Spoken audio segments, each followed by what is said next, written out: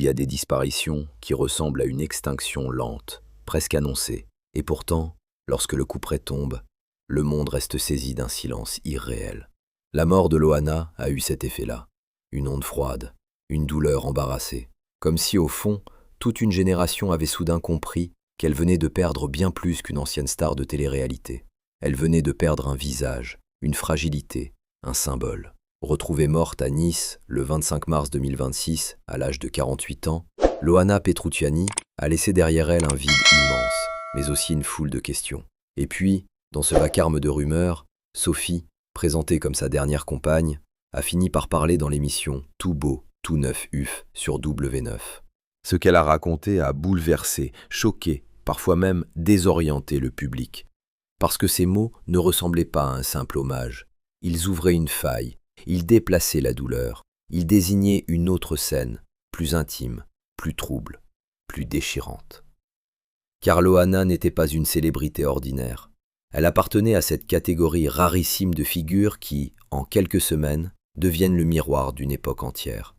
En 2001, avec Love Story, adaptation française de Big Brother, elle entre dans les foyers comme on entre dans l'histoire.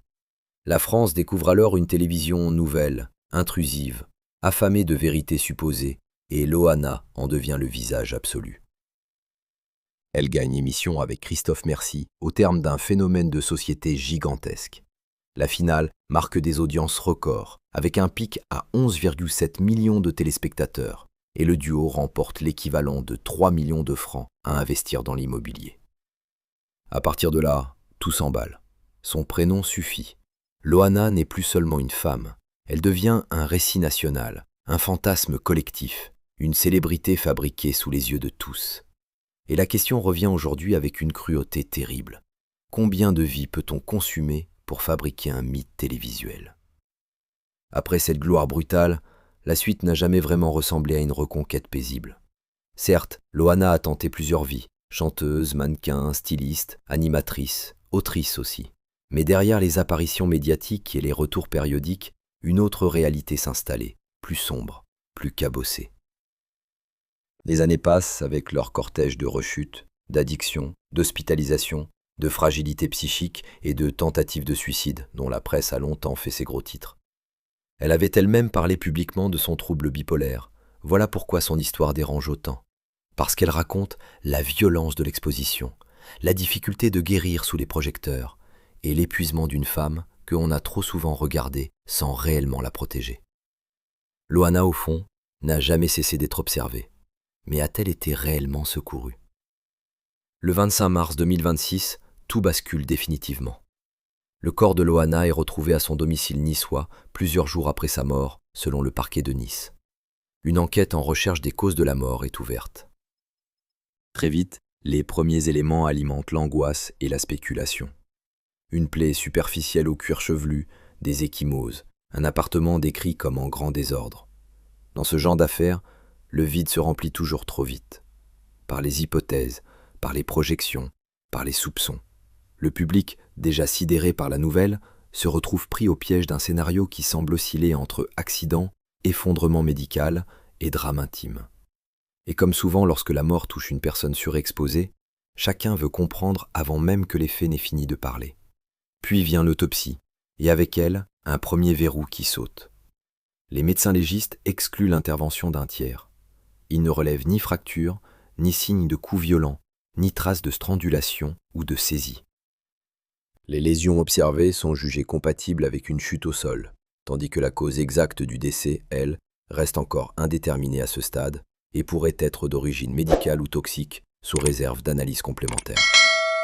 Ce point est capital, parce qu'il renverse une partie des rumeurs qui se sont immédiatement propagées après l'annonce du décès. Non, à ce stade, rien dans les conclusions médico-légales rendues publiques ne permet d'étayer la thèse d'un acte criminel. Et c'est précisément dans cet espace, entre vérité judiciaire partielle et tumulte émotionnel total, que la parole de Sophie est venue s'engouffrer. Lorsque Sophie intervient publiquement, l'effet est immédiat. Ce n'est pas seulement une prise de parole, c'est une contre-offensive. Depuis plusieurs jours, son nom circule, son absence intrigue, les soupçons enflent, et certains l'accusent à demi-mot d'avoir joué un rôle trouble dans les derniers jours de Loana.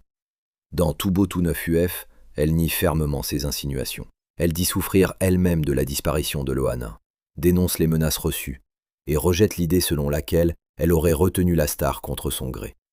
Selon son récit, Loana était libre de ses mouvements, libre de sortir, libre aussi de se couper de certaines personnes. Déjà, une première fracture apparaît. D'un côté, une partie de l'entourage décrivant une relation toxique. De l'autre, Sophie défendant l'image d'un lien conflictuel, certes, mais pas criminel. Qui croire quand la morte ne peut plus répondre et que les vivants parlent chacun depuis leurs blessures? Le cœur de son témoignage, pourtant, se trouve ailleurs. Sophie raconte la nuit du 1er au 2 mars 2026 comme une soirée banale, presque rassurante dans sa simplicité. Une promenade avec le chien Titi, un film regardé sur le canapé, une nuit partagée, sans scène visible, sans drame annoncé. Puis, le lendemain, elle serait sortie avant de revenir et de découvrir que Loana n'était plus là, la porte laissée ouverte, le téléphone coupé. Elle dit alors avoir pensé que Loana était rentrée chez sa mère. Ce détail a frappé les téléspectateurs, parce qu'il donne à la tragédie une forme insoutenable de quotidien brisé. Ce n'est pas une nuit de chaos décrite par Sophie, mais une nuit presque normale. Et c'est peut-être cela qui angoisse le plus. La catastrophe n'a pas toujours le visage du tonnerre. Parfois, elle ressemble simplement à une absence, à une porte ouverte, à un silence qui s'étire trop longtemps. Sophie ne nie pas qu'il y ait eu des disputes. Au contraire, elle admet une relation conflictualisée qu'elle attribue en grande partie à l'état psychique de Loana, à son trouble bipolaire, mais aussi à ses excès d'alcool et de médicaments qu'elle dit avoir tenté de contenir. Là encore, ses propos ont suscité des réactions partagées. Certains y ont vu la tentative d'une femme cherchant à décrire honnêtement une réalité douloureuse, sans l'édulcorer. D'autres y ont perçu une manière de déplacer la responsabilité, de renvoyer la violence du lien à la fragilité de Loana elle-même. Et c'est là toute la brutalité de cette affaire. Même dans le deuil, tout semble devenir matière à interprétation. Était-ce l'aveu d'une vie de couple abîmée, comme tant d'autres, ou la description incomplète d'une dérive plus profonde? Le doute, lui, continue de se glisser partout. Mais ce sont surtout ses déclarations sur Violette, la mère de Loana, qui ont glacé le public. Dans des extraits audio relayés par plusieurs médias après l'émission, Sophie affirme qu'un événement aurait marqué un tournant décisif. Une violente dispute entre Loana et sa mère, survenue en août 2025. Selon elle, cette altercation aurait profondément changé l'état d'esprit de la star, l'aurait repliée sur elle-même, comme si quelque chose s'était définitivement brisé à cet instant. Voilà le point de bascule de son récit. Voilà ce qui, dans sa version, expliquerait la fermeture progressive de Loana, son isolement, son éloignement, son besoin de se mettre à distance du monde. Il faut toutefois le dire avec rigueur. Cette scène d'août 2025, telle qu'elle est rapportée, relève à ce stade du témoignage de Sophie relayé par la presse People et n'a pas été publiquement corroborée de manière indépendante. Mais le simple fait qu'elle l'ait exposée a suffi à sidérer les spectateurs. Car à quel moment une querelle familiale cesse-t-elle d'être une dispute pour devenir une faille existentielle? Cette accusation implicite change tout, parce qu'elle déplace le centre du drame. Pendant plusieurs jours, une partie de l'attention médiatique semblait converger vers Sophie, vers sa disparition, vers son silence, vers les fantasmes d'enfermement ou de danger. Or, son intervention opère un retournement narratif. Elle ne se contente pas de se défendre. Elle suggère qu'avant même les dernières semaines, le mal était déjà là, installé bien plus tôt, aggravé par une fracture intime avec la mère. On comprend alors pourquoi sa prise de parole a tant fait réagir. Elle ne nettoie pas seulement son image, elle redessine la carte affective des derniers mois de Loana. Mais une carte redessinée par un seul témoin reste une carte incomplète. Et c'est là que le regard critique devient indispensable. Car le récit médiatique adore les révélations définitives, alors que la vérité humaine, elle, avance presque toujours à pas brisés. Il faut aussi mesurer ce que cette affaire raconte de notre époque. Loana n'a pas été simplement célèbre, elle a été inaugurale. Avec elle, la France a appris à regarder une inconnue 24 heures sur 24, à commenter sa vie, son corps, ses amours, ses dérapages. Elle a été l'une des premières femmes en France à subir une célébrité de masse née du voyeurisme télévisuel, puis prolongée par la presse, les réseaux, les rediffusions, les archives, les retours de flamme. Son histoire ne parle pas seulement d'addiction ou de souffrance psychique, Elle parle aussi d'un système qui transforme une personne fragile en feuilleton sans fin. Et lorsque la mort vient conclure le récit, le réflexe collectif n'est pas toujours le recueillement. C'est encore l'enquête, encore le soupçon, encore la consommation du drame. Loana a été adulée, exploitée, moquée, regrettée. Combien de fois une femme peut-elle mourir symboliquement avant de mourir pour de bon? La tristesse éprouvée par une partie du public devant les mots de Sophie vient peut-être de là.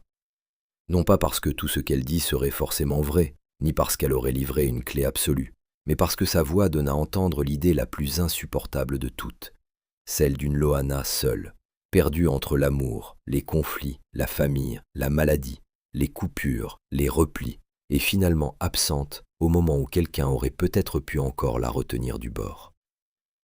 Beaucoup d'anonymes ont entendu dans ce récit une culpabilité sourde, l'impression qu'un rendez-vous manqué, qu'une présence manquante, qu'un simple « rester » aurait pu changer le destin. C'est peut-être faux, c'est peut-être impossible à savoir. Mais le deuil, surtout lorsqu'il est public, se nourrit aussi de ces hypothèses cruelles que personne ne pourra jamais trancher. Alors, les confidences de Sophie sont-elles la vérité? La réponse honnête est plus inconfortable qu'un oui ou qu'un non. Une partie de ses propos s'inscrit dans un cadre désormais confirmé par les éléments judiciaires publiquement connus. L'autopsie exclut l'intervention d'un tiers, ce qui contredit les rumeurs les plus graves à son égard. En revanche, son récit sur la relation avec Loana, sur les conflits du couple et surtout sur la fameuse dispute avec Violette en août 2025 demeure sa version des faits. Une version forte, troublante, émotionnellement puissante, mais qui n'a pas, à ce stade, été établie publiquement par des sources indépendantes. C'est pourquoi il faut résister à la tentation des verdicts immédiats. Sophie a peut-être dit sa vérité. Mais la vérité complète, celle des derniers mois de Loana, reste encore morcelée. Ce qui demeure certain, en revanche, c'est l'immense tristesse laissée par cette disparition. Loana était née le 30 août 1977 à Cannes. Elle avait connu une gloire démesurée, puis une lente traversée des ombres. Le 25 mars 2026, son corps a été retrouvé à Nice, et avec lui s'est refermé un chapitre de la télévision française qui ressemblait depuis longtemps à une plaie jamais cicatrisée. Aujourd'hui, derrière le bruit des plateaux, des commentaires et des révélations, il reste une femme morte, à 48 ans. Une trajectoire fracassée, un prénom que la France entière reconnaissait, et cette impression douloureuse d'avoir assisté trop longtemps à la chute, sans savoir comment tendre la main. Peut-être est-ce cela, au fond, le vrai choc des mots de Sophie. Il ne ressuscite pas Loana. Il nous oblige seulement à regarder une dernière fois le désastre en face. Et puis il y a ce détail qui revient sans cesse, comme un bruit de pas dans un couloir vide. Loana n'est pas seulement morte, elle a été retrouvée après plusieurs jours de silence, dans cet appartement niçois où le temps semblait s'être figé autour d'elle. Le 25 mars 2026, son corps est découvert à son domicile de Nice, et le parquet ouvre aussitôt une enquête en recherche des causes de la mort. Très vite, l'idée d'une chute est évoquée, avant que l'autopsie ne précise un point essentiel.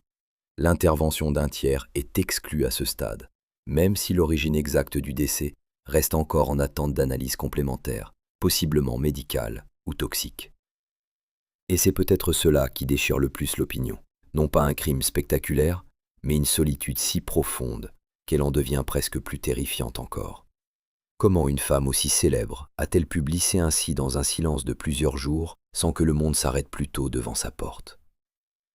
Pour comprendre pourquoi les mots de Sophie ont tant secoué les téléspectateurs, il faut revenir à ce qu'elle a réellement apporté dans le récit public. Jusqu'à sa prise de parole dans Tout beau tout neuf sur W9, elle demeurait une silhouette floue, presque fantomatique, citée partout, entendue nulle part. Puis sa voix arrive, enregistrée, tendue, blessée, défensive, comme celle de quelqu'un qui sent qu'autour d'elle, le soupçon grossit plus vite que le deuil. Elle rejette les rumeurs selon lesquelles elle aurait été présente le jour de la mort de Loana, affirme avoir reçu des menaces et soutient que les conflits dans leur couple, bien réels selon elle, ne sauraient en rien justifier les accusations monstrueuses qui ont circulé à son encontre. Ce basculement est capital, parce qu'il transforme un personnage secondaire en témoin central. Et quand une affaire repose sur la douleur, sur la mémoire, sur les fractures intimes, un témoin central peut-il suffire à éclairer toute la scène?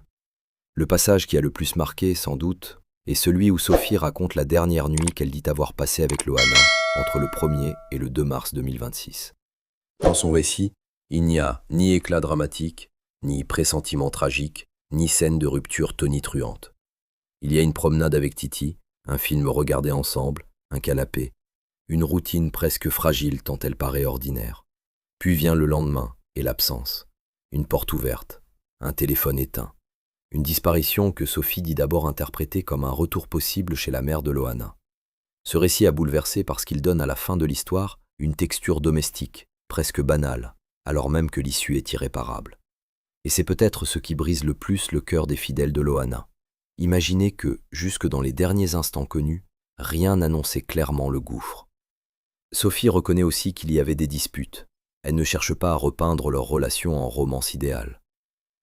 Au contraire, elle parle de tensions liées, selon elle, à la bipolarité de Loana, à ses excès, à l'alcool, aux médicaments, à cette instabilité qui transformait les jours ordinaires en terrain miné.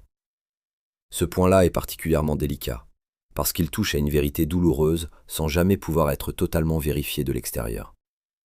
Oui, Loana avait publiquement évoqué ses fragilités psychiques au fil des années. Oui, sa fin de vie a été marquée par des hospitalisations, des addictions et des épisodes de grande détresse. Mais entre reconnaître la souffrance d'une personne et lui faire porter seul le poids de tous les conflits, la frontière est mince. Et c'est précisément sur cette ligne dangereuse que se tient le témoignage de Sophie. Et vous, que pensez-vous de cette prise de parole? Croyez-vous que Sophie a livré un témoignage sincère ou seulement une part de vérité mêlée à sa propre douleur? La dispute d'août 2025 entre Loana et sa mère a-t-elle réellement tout fait basculer ou n'était-ce qu'un épisode parmi d'autres dans une descente déjà ancienne? Dites-moi en commentaire ce que vous en pensez, laissez un like et abonnez-vous pour suivre les prochains récits et les dernières affaires qui bouleversent le monde des célébrités.